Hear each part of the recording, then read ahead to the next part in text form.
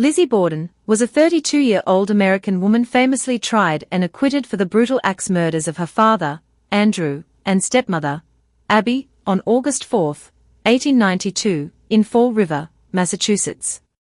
The crime remains one of the most notorious and unsolved mysteries in U.S. history. On a sweltering summer morning in 1892, Andrew and Abby Borden were killed in their home at 92 2nd Street. Abby Borden, found upstairs. She was struck 18 to 20 times with a hatchet while making the guest bed. Andrew Borden, found on a downstairs sofa. He was struck 10 or 11 times in the face while he was resting.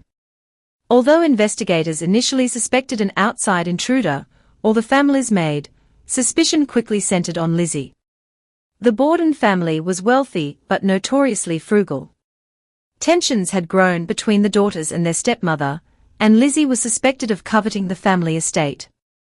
Lizzie gave conflicting accounts of her whereabouts during the murders.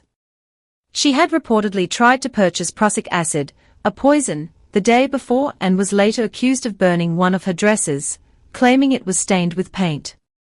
No murder weapon was definitively proven, and the bloody hatchet found in the basement had no identifiable fingerprints. Additionally, no blood was ever found on Lizzie's person or clothing.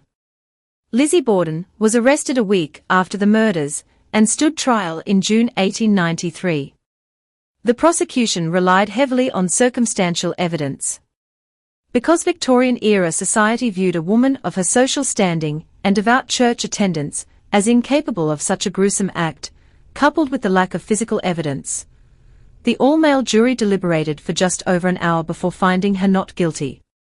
Following her acquittal, Lizzie inherited a substantial fortune and lived the rest of her life in Fall River under the name Lisbeth.